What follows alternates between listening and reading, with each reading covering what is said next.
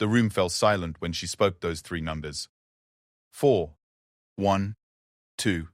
What started as casual military banter around a crowded bar table had just taken a turn nobody expected. The young woman sitting quietly in the corner, barely visible behind her oversized coffee mug, had just dropped a bombshell that would haunt everyone present for the rest of their lives. In a world where heroes and villains are often separated by nothing more than perspective, some stories demand to be told, not because they're comfortable, but because they're true. This is the story of Elena Vasquez, a name you won't find in history books, but whose legacy is written in the survival of hundreds of innocent civilians and the nightmares of those who knew her secret. What happens when duty, survival, and humanity collide in the crosshairs of a rifle scope? What happens when a 23-year-old woman becomes the most feared sniper in a conflict zone most people can't even locate on a map? And what happens when she finally comes home to a world that has no idea how to process what she's become? Some jokes aren't meant to be answered. Some questions shouldn't be asked. But on that Tuesday evening, in a small-town bar in Montana, surrounded by veterans who thought they'd seen it all, Elena Vasquez decided it was time to stop hiding behind silence. Elena Vasquez never intended to become a killer. She joined the army at 19 with dreams of becoming a medic, following in her grandmother's footsteps who had served as a field nurse during World War II. Growing up in rural New Mexico, she had learned to shoot hunting rabbits with her father, but her aim was just considered decent. Nothing that would predict the deadly precision she would later develop. The recruitment office in Albuquerque was busy that March afternoon in 2018. Elena sat nervously in her best dress shirt, clutching the paperwork that would change her life forever. Sergeant Miller, a weathered man with kind eyes, had initially processed her application for medical training. But during the routine aptitude tests, something caught his attention. Her hand was completely steady as she filled out forms, her breathing controlled, her focus unwavering. More importantly, when they conducted the preliminary marksmanship assessment, she scored in the top 5% of all recruits he had ever tested. "Have you considered specialized training?" Miller had asked, sliding a different set of papers across the metal desk. Elena looked at the documents with confusion. The words sniper school appeared at the top of the page. She laughed nervously, shaking her head. "I want to save lives, not take them," she said, pushing the papers back. Miller nodded respectfully but kept the papers on the desk. "Sometimes, Elena, the best way to save lives is to stop the people who are trying to end them." Boot camp at Fort Sill was brutal but manageable for Elena. She was small, barely 5'4", and weighing only 125 pounds, which made some of the physical challenges difficult. But she discovered something about herself during those 13 weeks that surprised everyone, including the drill instructors. She had an almost supernatural ability to remain calm under pressure. While other recruits cracked under the stress of screaming sergeants and impossible demands, Elena simply focused inward and completed whatever task was assigned. Her bunkmate, Sarah Chen from California, noticed it first. "You're like a robot," Sarah said one evening after a particularly difficult day. "Nothing seems to bother you." Elena smiled softly, cleaning her rifle with methodical precision. "My grandmother used to tell me that panic is just fear wearing a disguise. If you can see through the disguise, the fear disappears." But it wasn't just calmness that set Elena apart. During weapons training, her natural ability with firearms became impossible to ignore. She consistently outshot recruits who had been hunting their entire lives.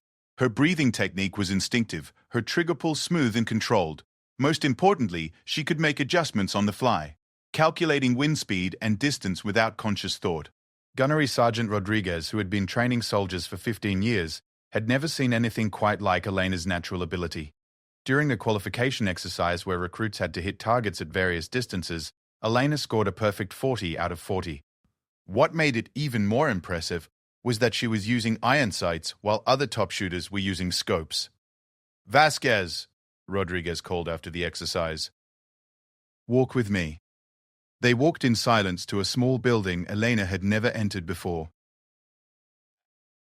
Inside, Rodriguez showed her photographs of various military scenarios: hostage situations, urban combat zones, peacekeeping missions gone wrong. "What do you see in these pictures?" he asked. Elena studied each image carefully. "People who need help," she said finally. "Situations where precision matters more than force." Rodriguez nodded slowly. "That's exactly right.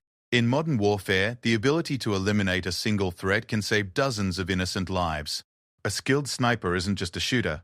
They're a surgical instrument that can end conflicts before they escalate." Elena remained quiet for a long time, staring at a photograph of civilians running from gunfire in what looked like a crowded marketplace.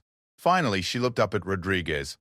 If I did this, if I agreed to sniper training, would I be deployed? Almost certainly, Rodriguez answered honestly. The military doesn't invest in training specialists just to keep them stateside. You would likely see combat within 18 months of completing the program. That evening, Elena called her grandmother from the payphone outside the barracks. Rosa Vasquez was 84 years old and sharp as ever. Elena explained the opportunity, the training, and the likelihood of deployment. Mija, her grandmother said after listening carefully, I have seen war. I have seen what happens when good people refuse to act because they are afraid of becoming something they don't recognize. But I have also seen what happens when evil people act and there is no one trained enough or brave enough to stop them. But what if it changes me? Elena asked, her voice barely above a whisper. Everything changes us, Elena. The question is whether we let those changes make us better people or worse people. If you do this thing, you must promise me that you will never forget why you are doing it. Not for glory, not for revenge, but to protect people who cannot protect themselves. Elena signed the papers for sniper school the next morning. The U.S. Army Sniper School at Fort Benning, Georgia, was unlike anything Elena had experienced. Only 12 soldiers had been selected for her class, and she was the only woman. The course was designed to last 8 weeks, but the washout rate was typically around 60%. The training was mentally and physically exhausting, combining advanced marksmanship with survival skills, camouflage techniques, and psychological preparation for the realities of combat. Instructor, Master Sergeant Williams, was a 20-year veteran with tours in Iraq and Afghanistan. He was known for his ability to break down recruits who looked good on paper but lacked the mental fortitude for actual sniper work. On the first day, he gathered the 12 candidates in a classroom and spoke without notes for 40 minutes about the psychological impact of long-range killing. A sniper's job is different from other combat roles, Williams explained. An infantry soldier fires at targets in the heat of battle, often without time to think about individual enemies. A sniper studies their target, sometimes for hours or even days. You will know details about the people you are ordered to eliminate. You will see their faces clearly. You will watch them in unguarded moments.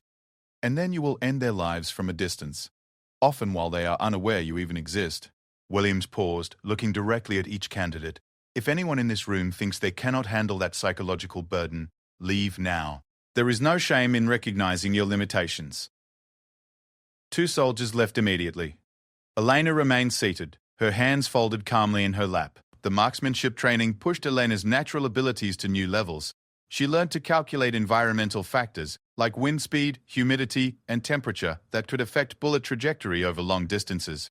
She mastered the art of reading terrain through high-powered scopes, identifying threats and opportunities that were invisible to untrained eyes. Most importantly, she developed what instructors called sniper patience, the ability to remain motionless for hours while waiting for the perfect shot. But the technical skills were only half the training. Elena also learned advanced camouflage techniques, creating ghillie suits that could make her virtually invisible in various environments. She practiced stalking exercises where she had to approach within 200 yards of instructors without being detected. She learned to survive for days in hostile territory with minimal supplies, eating insects and drinking purified water from questionable sources. The psychological training was the most challenging aspect. Elena was required to attend counseling sessions where she discussed her motivations, her fears, and her understanding of what she was preparing to do. Dr. Patricia Hernandez, the program psychologist, specialized in helping soldiers prepare for the mental challenges of specialized combat roles. Many people think snipers are emotionless killers.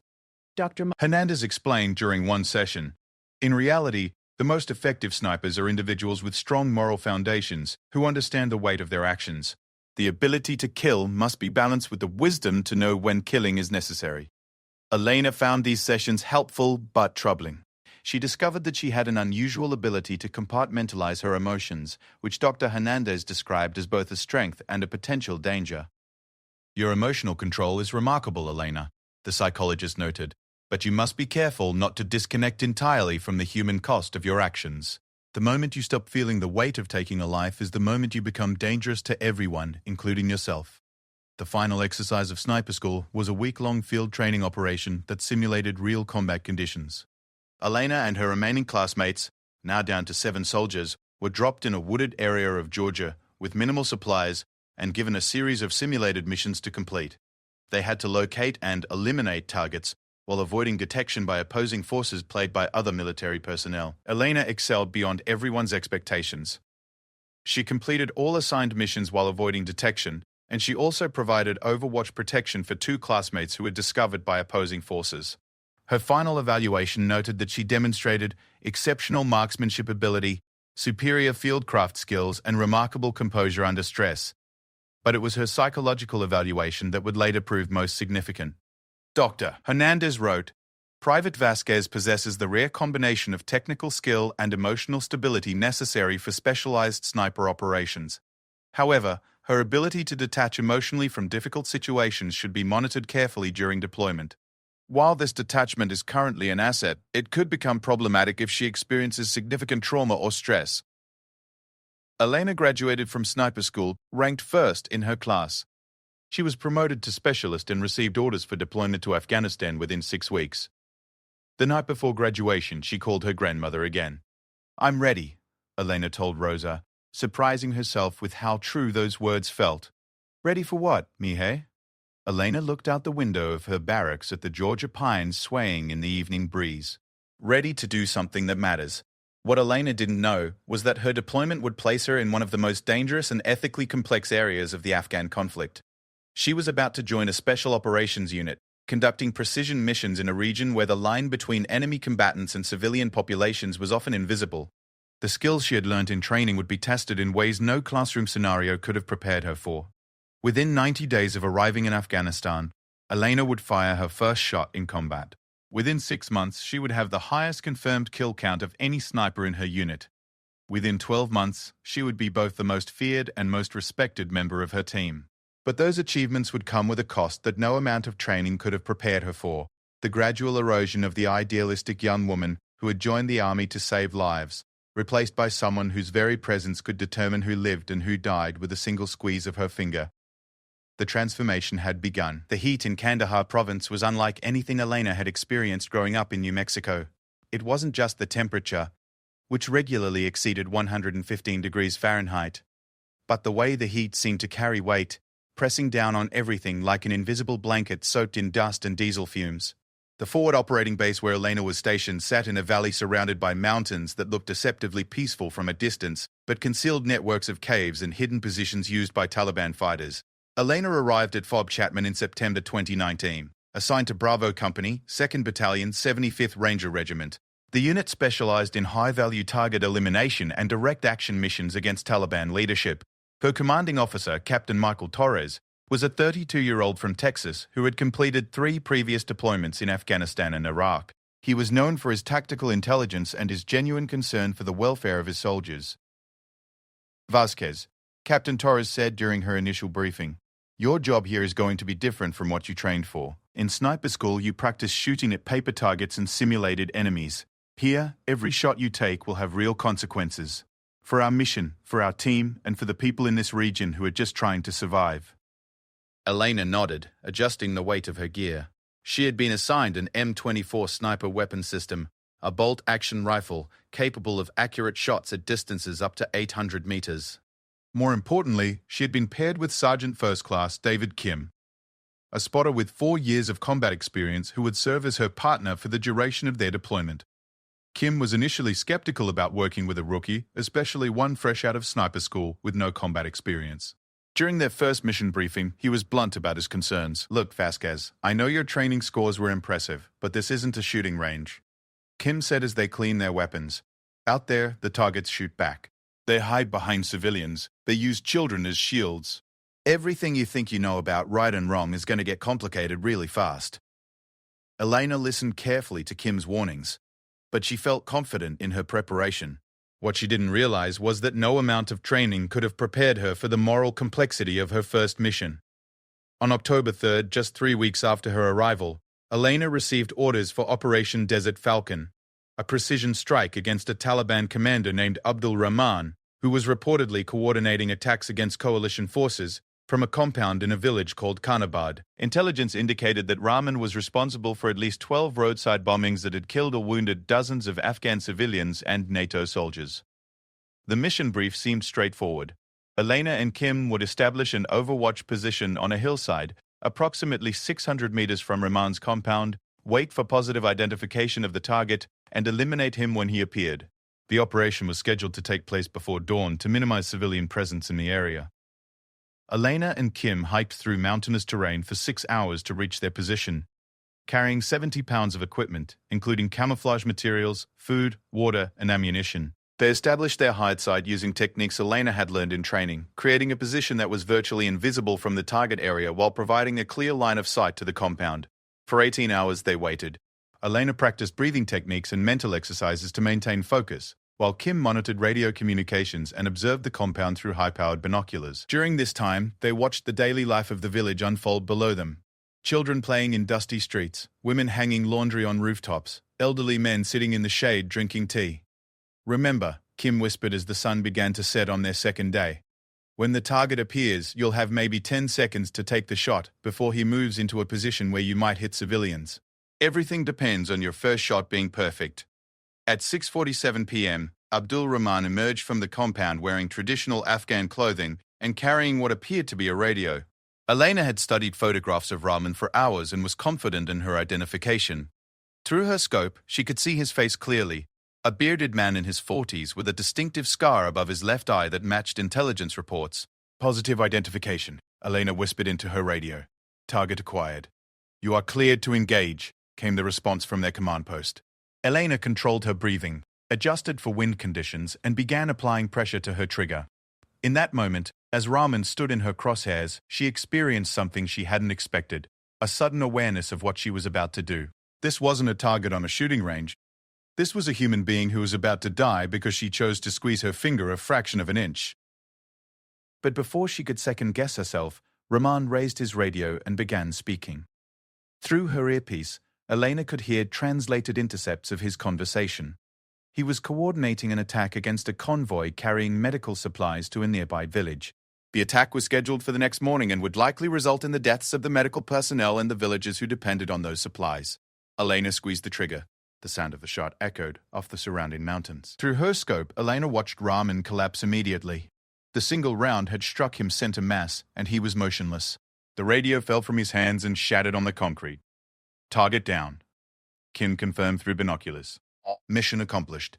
But as they prepared to leave their position, Elena continued watching the compound through her scope. She saw Rahman's wife emerge from the building and discover his body.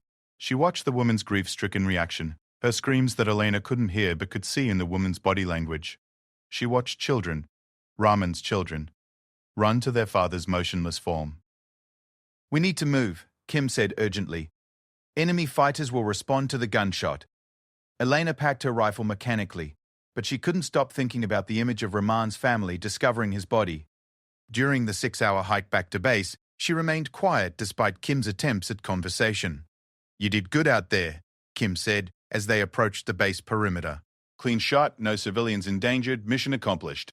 Rahman was responsible for killing a lot of innocent people. Elena nodded, but she felt disconnected from Kim's praise. That night, she called her grandmother from the base communication center. "I did something today that I can't undo," Elena said, speaking carefully because all calls were monitored. "Did you do it for the right reasons?" Rosa asked. "I think so. But it doesn't feel the way I thought it would feel." "Good," her grandmother said softly. "The day it stops feeling difficult is the day you should worry." Over the following months, Elena's missions became more frequent and more complex. The Taliban had become aware that a highly effective sniper was operating in their territory, and they began taking countermeasures, traveling in smaller groups, using different routes, employing human shields. This forced Elena to develop new tactics and to make increasingly difficult decisions about when and how to engage targets. Her second confirmed kill came 3 weeks later during a mission to eliminate a bomb maker who was constructing improvised explosive devices in a residential area. The target, Malik Hassan, had been identified through surveillance as responsible for creating the roadside bombs that had killed 2 American soldiers and 7 Afghan civilians in the previous month. Elena and Kim established their position on the roof of an abandoned building in the town center, hidden among air conditioning units and satellite dishes. From this urban hide site, they had a clear view of Hassan's workshop, which was located in the basement of what appeared to be a normal residence. The mission became complicated when Hassan's family remained in the house during his work periods. Through their surveillance equipment, Elena and Kim could see children playing in rooms directly above the workshop where Hassan built his deadly devices. Taking the shot while family members were present risked civilian casualties if the bullet passed through Hassan and struck someone else. For 3 days, Elena waited for an opportunity to engage Hassan when his family was absent from the house. On the 4th day, she finally had a clear shot as Hassan emerged from his basement workshop to dispose of chemical waste in the backyard. The shot had to be taken quickly, because Hassan's routine indicated he would return to the basement within 30 seconds. Elena's bullet struck Hassan in the upper torso, killing him instantly. But as she watched through her scope, she realized that Hassan's death would likely leave his family without income in a region where economic opportunities were extremely limited. His wife and 3 young children would now face poverty in addition to the loss of their husband and father. "Another bad guy off the streets," Kim commented as they prepared to relocate. Elena didn't respond immediately. She was developing a pattern of emotional compartmentalization that allowed her to function effectively during missions while struggling privately with the broader implications of her actions. By December 2019, Elena had confirmed 7 kills, each under different circumstances that required her to adapt her tactics and decision-making processes. She eliminated a Taliban commander who was using a school as a meeting location, forcing her to wait until children and teachers had evacuated before taking the shot. She killed a foreign fighter who was training local recruits in advanced bomb-making techniques, preventing the spread of knowledge that could have led to more sophisticated attacks against coalition forces. Each mission reinforced Elena's reputation as an exceptional sniper, but it also deepened her psychological isolation. She began experiencing symptoms that Dr. Bida Professor Hernandez had warned her about during training: emotional numbness, difficulty sleeping, and an increasing ability to detach from the human consequences of her actions. The psychological turning point came in January 2020 during Operation Iron Eagle, a complex mission targeting a Taliban cell that had been conducting coordinated attacks against NATO convoys. Intelligence indicated that the cell leader, a man known as the Engineer, was planning a major assault against a coalition base that housed over 200 soldiers and civilian contractors. Elena and Kim were part of a larger operation involving ground forces and air support. Their role was to eliminate the Engineer during a meeting he was scheduled to attend at a compound outside Kandahar city. The meeting was supposed to include several other high-value targets, making it an opportunity to significantly disrupt Taliban operations in the region. The mission began normally, with Elena and Kim establishing their position before dawn on a hillside overlooking the target compound. But as the morning progressed, it became clear that intelligence reports had been incomplete. The compound wasn't just hosting a Taliban meeting, it was also being used as a temporary medical clinic where local civilians were receiving treatment for various injuries and illnesses. Through her scope, Elena watched as Taliban fighters arrived for their meeting, while civilians continued entering and leaving the medical facility. The 2 groups were using different sections of the compound, but they were separated by less than 20 meters. Any engagement would risk civilian casualties. "Command, this is Overwatch," Kim reported through radio. "Target area contains significant civilian presence. Request guidance." "Overwatch, maintain position," came the response. "Mission is time-sensitive. The Engineer must be eliminated before he leaves the area." For 6 hours, Elena watched the compound through her scope, waiting for an opportunity to engage the Engineer without risking civilian casualties. During this time, she observed interactions between Taliban fighters and civilians that challenged her understanding of the conflict. She saw fighters helping elderly civilians navigate difficult terrain. She watched them share food with children who appeared malnourished. "They're not all monsters," Elena whispered to Kim during their observation. "Some of them are," Kim replied. "And the ones who aren't still support the ones who plant bombs in school buses." Late in the afternoon, the Engineer finally appeared in Elena's crosshairs, standing in an area where a shot was technically possible without directly endangering civilians. But the margin for error was smaller than Elena had ever faced. Any deviation in her bullet's trajectory could result in civilian casualties. Elena controlled her breathing and began her shooting sequence. As her finger tightened on the trigger, she calculated wind speed, distance, and the probability of civilian harm. The shot was within her capability, but it required absolute precision under pressure. The bullet struck the Engineer's center mass, killing him immediately. But in the seconds following her shot, Elena watched through her scope as one of the civilian medical patients, an elderly man who had been walking near the meeting area, collapsed from what appeared to be a heart attack caused by the sudden shock of the gunfire. Elena had made a perfect shot that eliminated a dangerous terrorist leader, but her actions had also contributed to the death of an innocent civilian who died from the stress of witnessing violence. Target down, Kim confirmed. Mission successful. But as they evacuated their position, Elena struggled with questions that would continue to haunt her for the rest of her deployment. How many degrees of separation existed between pulling a trigger and causing unintended consequences? How many civilian deaths could be justified by preventing potential future attacks? At what point did the psychological cost of necessary actions become too high for the person required to take them? Elena didn't realize it yet, but she was beginning the psychological transformation that would ultimately lead to her becoming one of the most effective and most troubled snipers in modern military history. The idealistic young woman who had wanted to save lives was evolving into someone whose very presence on a battlefield could determine the outcome of conflicts involving hundreds of people. Her confirmed kill count continued to rise throughout the spring of 2020, but so did the complexity of her missions and the weight of decisions she was required to make. Each successful operation reinforced her value to military leadership while simultaneously eroding the emotional foundations that had originally motivated her service. By the time Elena completed her first deployment in September 2020, she had confirmed 127 kills under circumstances ranging from clear-cut enemy engagement to ethically ambiguous situations involving civilian populations. She had prevented numerous attacks against coalition forces and civilian targets, but she had also accumulated psychological burdens that would affect her for the rest of her life. The young woman who returned to the United States after her first deployment was fundamentally different from the idealistic recruit who had joined the army to become a medic. Elena had become something she hadn't expected, a weapon of precision so effective that military leadership immediately began planning her return to combat zones where her unique skills could continue saving lives by ending others.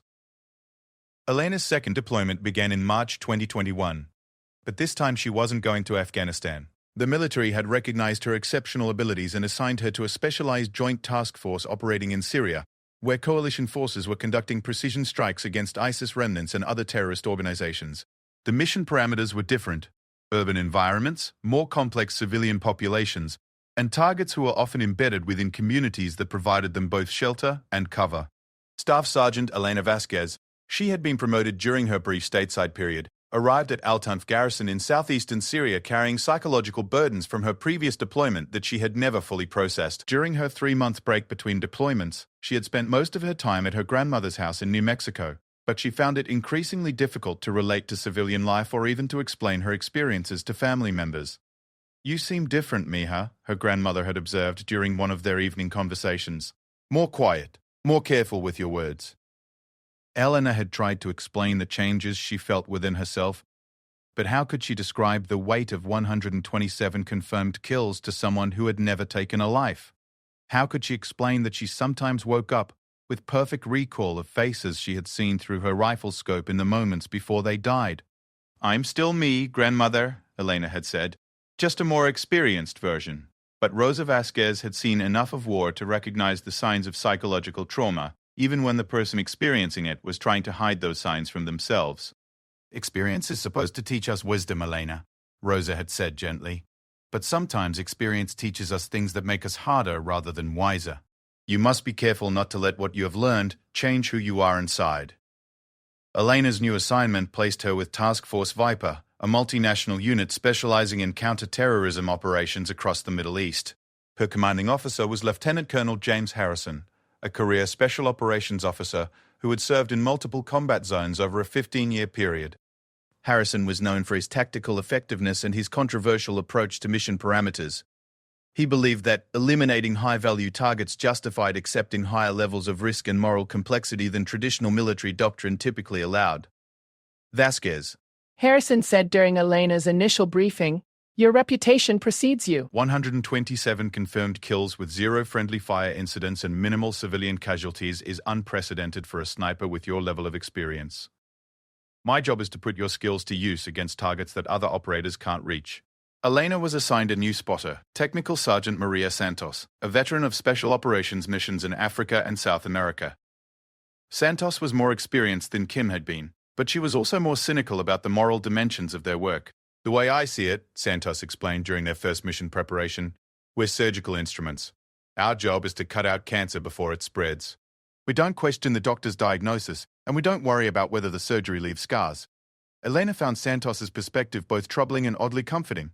After a year of struggling with the ethical implications of her actions, there was something appealing about adopting a more detached, purely tactical approach to her missions. Elena's first target in Syria was Ahmed al-Rashid, an ISIS logistics coordinator who was organizing supply chains for terrorist cells operating across the region.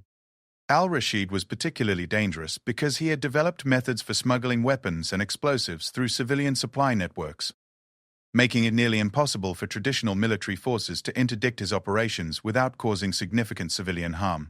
The mission briefing indicated that al-Rashid was hiding in a residential neighborhood in eastern Syria, using a network of safe houses and moving between locations using routes that took him through crowded markets and residential areas.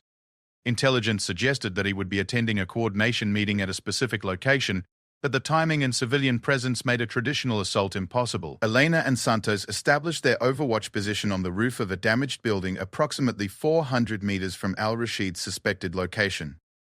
From their position, they had clear lines of sight to 3 different buildings where the meeting might take place, but they also had full view of the civilian population that filled the streets below. The neighborhood was densely populated with families who had been displaced by years of conflict and were now trying to rebuild their lives in the relative stability provided by coalition control. Elena watched through her scope as children played in the streets, merchants sold vegetables and household goods from small stalls, and women hung laundry between apartment buildings. For 3 days, Elena maintained surveillance while al-Rashid remained hidden within the civilian population. On the 4th day, he finally appeared at the window of a 3rd-floor apartment, speaking on a satellite phone in what appeared to be coordination communications with other terrorist cells. The shot was technically challenging. Al-Rashid was partially concealed by window frame and civilians were moving through the street below. But Elena had taken more difficult shots during her previous deployment, and she was confident in her ability to eliminate the target without civilian casualties. Elena controlled her breathing, calculated environmental factors, and began applying pressure to her trigger. But in the moment before she fired, she noticed something that changed her entire perception of the situation. Al-Rashid wasn't alone in the apartment. There was a child visible in the background, apparently playing with toys on the floor. Hold, Elena whispered to Santos. Child in the target area. Command says al-Rashid is coordinating an attack for tomorrow morning, Santos replied.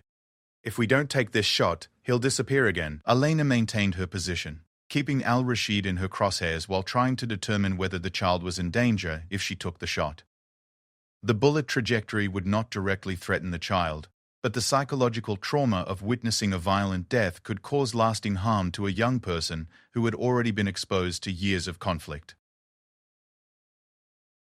For 20 minutes, Elena held her position while al-Rashid continued his phone conversation.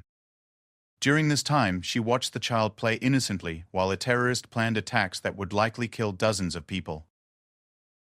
The contradiction between innocence and evil existing in the same space forced Elena to confront questions about the nature of warfare that her training had never addressed. Finally, al-Rashid moved away from the window, still holding his phone but now standing in a position where the child was no longer visible in Elena's scope. She had a clear shot with no direct threat to civilian safety. Elena fired. The bullet struck al-Rashid's center mass, killing him instantly. Through her scope, Elena watched his body fall backward into the apartment. She also watched the child, a boy who appeared to be perhaps 6 years old, look up from his toys with confusion and growing terror as he realized that something terrible had just happened. "Target down," Santos confirmed. Mission successful. But as Elena packed her rifle, she couldn't stop thinking about the expression she had seen on the child's face. In that moment, she realized that her actions would become part of that boy's memories for the rest of his life. He would remember the day a man died violently in his presence, and he would carry that trauma forward into whatever future awaited him, in a region torn apart by conflict. Elena's missions in Syria became progressively more complex as terrorist organizations adapted their tactics in response to the effectiveness of coalition precision strikes. Targets began using increasingly sophisticated human shields, embedding themselves within civilian populations, and using schools, hospitals, and religious buildings as operational bases. During her 4th month in Syria, Elena received orders for Operation Damascus Steel, a mission to eliminate 3 high-value targets who were meeting in a mosque that was also serving as a refugee center for displaced families. The targets were senior ISIS commanders who were reportedly planning a major attack against coalition bases, that they had chosen their meeting location specifically because they knew coalition forces would be reluctant to conduct operations against a religious site filled with innocent civilians. Elena and Santos established their position in a partially destroyed building approximately 500 meters from the mosque. Through her scope, Elena could see the main prayer area, where approximately 50 refugees had set up temporary living spaces among prayer rugs and donated supplies. The terrorist meeting was scheduled to take place in a smaller room adjacent to the main prayer area, separated by only a thin wall. The mission parameters required Elena to eliminate all 3 targets while they were together, which would likely occur during their planning meeting. But intelligence reports indicated that the meeting room shared a wall with an area where refugee children were attending informal classes taught by volunteers. "This is an impossible shot," Elena told Santos after studying the target area for several hours. "Any bullet that misses or passes through could hit children on the other side of the wall." Santos consulted with Command via radio and returned with new guidance. Command says the intelligence indicates these 3 targets are planning an attack that could kill hundreds of coalition personnel and Syrian civilians. Mission priority is considered critical. Elena spent another 6 hours studying the target area, looking for any alternative approach that might reduce risk to civilian populations. She considered waiting for the targets to emerge from the mosque, but surveillance indicated that they were using tunnels beneath the building to enter and exit without being exposed to sniper fire. Late on the second day of surveillance, Elena finally had an opportunity when the 3 targets gathered in a different room that was separated from civilian areas by thicker walls and greater distance. The shot was longer than she preferred, nearly 600 meters, and required her to fire through a partially open window, but it offered the best chance of eliminating the targets without civilian casualties. Elena fired 3 shots in rapid succession, using her bolt-action rifle with precision that required her to rechamber rounds and reacquire targets within seconds. All 3 bullets found their marks, eliminating the terrorist commanders with minimal risk to civilians in other parts of the mosque. But as Elena watched through her scope in the aftermath of her shots, she saw the refugee families in the main prayer area reacting to the sound of gunfire with terror that reflected years of exposure to violence. Children cried, mothers gathered their families protectively, and elderly people prayed with expressions of despair that suggested they had witnessed too much death already. Elena realized that even her most precise and tactically perfect shots contributed to the psychological trauma of people who were simply trying to survive in a region where violence had become a constant presence. Her actions saved lives by preventing terrorist attacks, but they also added to the collective suffering of civilian populations who had no escape from the conflicts that surrounded them. By the end of her second deployment in November 2021, Elena had accumulated 285 additional confirmed kills, bringing her total to 412. She had prevented numerous terrorist attacks and eliminated key leaders from multiple organizations, but she had also witnessed human suffering on a scale that challenged her fundamental beliefs about the value of her service. The psychological toll of her experiences became apparent during her post-deployment evaluation with Dr. Sarah Mitchell, a military psychologist who specialized in treating special operations personnel. "How do you process the fact that your actions have directly saved hundreds of lives while also contributing to the trauma of civilian populations?" Dr. Mitchell asked during one of their sessions. Elena considered the question for a long time before responding. "I've learned to focus on the mathematics," she said finally. "Every terrorist leader I eliminate saves more lives than the psychological impact of my actions costs. But the mathematics don't account for the faces I remember or the children who witnessed violence because of my choices." Mitchell noted in her evaluation that Elena demonstrated classic symptoms of moral injury, psychological trauma that results from perpetrating, witnessing, or failing to prevent acts that violate fundamental moral beliefs. Unlike post-traumatic stress disorder, which stems from fear-based trauma, moral injury results from guilt, shame, and conflicts between personal values and required actions. Staff Sergeant Vasquez exhibits exceptional technical competence and tactical judgment, Dr. Mitchell wrote. However, she shows signs of significant moral injury that could affect her long-term psychological well-being and operational effectiveness. Recommend continued psychological support and careful consideration of future deployment assignments. Elena's return to civilian life after her second deployment was more difficult than her first transition. She spent 6 months living with her grandmother while deciding whether to continue her military career or transition to civilian life. During this period, she experienced nightmares, social anxiety, and persistent questions about whether the psychological cost of her service was sustainable over a full military career. "I saved lives," Elena told her grandmother during one of their conversations, "but I don't know if I saved enough lives to justify what I've become." Rosa Vasquez, now 87 years old and showing signs of the illness that would eventually claim her life, listened to her granddaughter with the wisdom of someone who had spent a lifetime helping others heal from trauma. "The question isn't whether you saved enough lives to justify your actions, Elena," Rosa said gently. "The question is whether you can find a way to live with the person those actions have made you become. And if you can't, then you need to find a different way to serve the world." Elena ultimately chose to complete her military obligation with a final deployment, but she requested assignment to a training position rather than another combat role. She spent her final 2 years of service teaching advanced marksmanship and tactical decision-making to soldiers preparing for deployment to conflict zones around the world. Teaching allowed Elena to pass along the technical skills she had developed while also sharing hard-earned wisdom about the psychological realities of specialized combat roles. She emphasized to her students that technical competence was only half of being an effective military sniper. The other half was developing psychological resilience and moral frameworks that could withstand the pressures of life and death decisions. "Your job as a sniper isn't just to eliminate enemy targets," Elena told her students during one of her classes. "Your job is to make decisions that save lives while preserving your own humanity in the process. If you lose your humanity, you become just another threat that someone else will eventually have to eliminate." Elena's transition to civilian life began in Montana, where she found work as a hunting guide and marksmanship instructor. The mountains and forests reminded her of the landscape where she had grown up, but they also provided the solitude she needed to process her experiences and develop new perspectives on her service. It was during this transition period, while working as a civilian instructor at a hunting lodge near Glacier National Park, that Elena found herself sitting in a small-town bar on that Tuesday evening, surrounded by veterans who were sharing stories about their military service. The conversation had turned to combat experiences, and someone had jokingly asked about kill counts.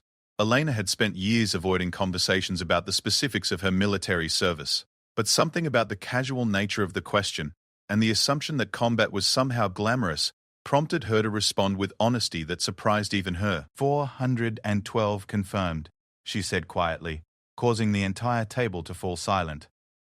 The silence that followed wasn't just surprise. It was recognition from other veterans that they were in the presence of someone whose experiences went far beyond anything they had encountered. Elena's number wasn't just a statistic. It represented more than 400 individual decisions to end human lives, each with its own context, justification, and psychological consequence. In that moment of silence, Elena realized that she was finally ready to begin talking openly about her experiences, not because she was proud of them, but because she understood that silence wasn't protecting her from the weight of her memories.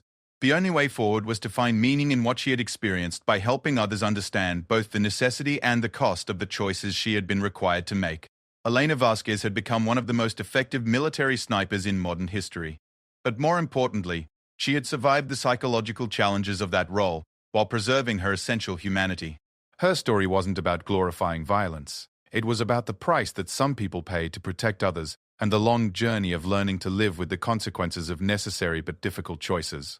The faces in her memories would never disappear, but Elena had finally found a way to honor both the lives she had taken and the lives she had saved by refusing to let either be forgotten or diminished by silence.